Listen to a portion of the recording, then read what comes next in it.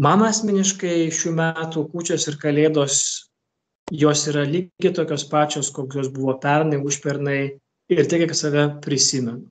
Kodėl? Dėl to, kad tai nesižeidžia niekas, dienas, kurias mes švenčiame religinės šventes, tikėjimo šventes. Mes išoriniais religiniais ženklais, tradicijomis gimstančiomis iš sukaupto 2000 metų religinio lobyno švenčiame savo tikėjimą. Dėl to tie, kas nori šitose šventėse patirti kitus dalykus, jie turbūt pirmiausia šiemet ir susidūrė su labai dideliais iššūkiais. Kalėdas švęsime tokias, kokių mes jų patys laukiame. Jos mums bus tokios, ką mes juose norime atrasti. Ir tiek, kiek gelmės arba paviršutiniškumą mes vėl dar kartą išdrįsime pasisemti, kiek giliai savo rankas panardinsiu į šitos šventės gelmę, prasmę, esmę. Noriu nuoširdžiai visiems šio vakaro dalyviams palinkėti širdies ramybę. Šiemet, kaip niekada, tai yra pati didžiausia dovana, pats didžiausias lobis ir pati vertingiausia investicija į save – širdies ramybė. Ramybė širdyje. Dar kartą primenanti, kad turiu apsaugoti save, kad mano gyvenimas netaptų taip pat ir informacija. Taip šių metų kūčių vakarą ir pats truputuką būdamas virėjas ir kartais prisiliesdamas prie tų kulinarinių dalykų, aš labai džiaugiuosi, kad šių metų kūčios bus virtuvės ramybės metas. Nebus 3 šeimininkių vienoj virtuvėj, nebus giminių Santa Barbaros naujo serialo nufilmuota, nebus kažkokių tai priekaištų, kad ne taip ten kažkokį tai maistą padarė ir kad ten kažkokius svogūnus perkepė. Šiemet bus namų bažnyčios kalėdos ir namų bažnyčios kūčios. Kur turtas namų bažnyčios kalėdų ir kūčių? Kad šiandieninių technologijų dėka vaikai galės paskambinti savo tėvams, galbūt dukra mamai, o galbūt sūnus tėvui, jeigu tėvas gerai moka virtuviai maistą ruošti ir pasiklaus, kiek tu ten dėdavai tų dalykų?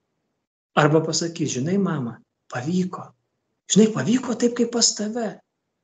Ir šitas šiandien atrodo esanti tragedija, nuotolis, per ilgesį taps vaikų išmokta pamoka iš tėvų. Mes, tėvai, matysim, kad mūsų vaikai iš mūsų gyviems esant perima tradicijas, kulinarinį paveldą, kultūrinį paveldą, namų papuošimo paveldą, tradicinį paveldą.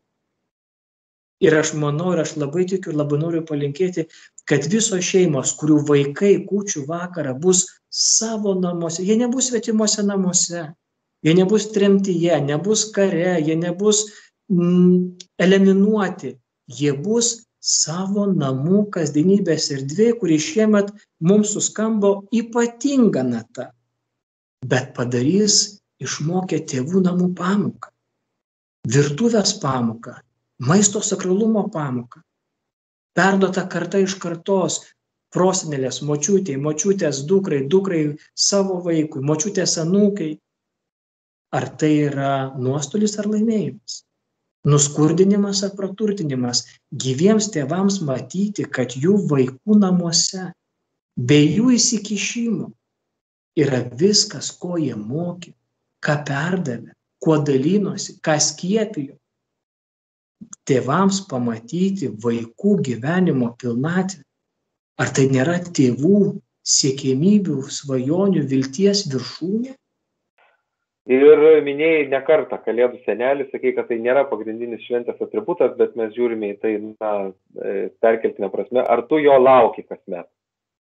Taip, aš jo laukiu, nes Kalėdų senelis nėra perkeltinė prasme, tai yra šventasis Mikalojus, tas gerumo žmogus, save dovanojantis žmogus, kur Kalėdų naktį jisai save padalina mums visiems ir mes tampame savo aplinkoje Kalėdų senelis. Taip, aš jo irgi laukiu, bet aš laukiu jo ne tik tai, kad gaučiau, Bet man yra daug smagiau šitame laikotarpyje pačiam būti Kalėdų senelio ambasadoriumi ir kažkokiais vienu kitu gerų darbų, gera smulkmenėlė pradžiuginti savo aplinkos žmonės. Kas man labai patinka visą laiką klausant Richardo, kad labai graži sąsaja yra tarp krikščionybės, krikščionio ir gero piliečio. Iš tikrųjų, mes galime būti pavyzdys, mes turime juo būti ir, kaip jau minėjau, blogiausia, ką galim dabar padaryti, tai patys sugriūti ir sugriauti kitų gyvenimus, o geriausia turbūt, ką galime padaryti, tai mažiau kritikuoti, daugiau palaikyti ir tikrai tvarkos sprendimus suprasti kaip sprendimus dėl kiekvieno iš mūsų saugumo ir gerovės.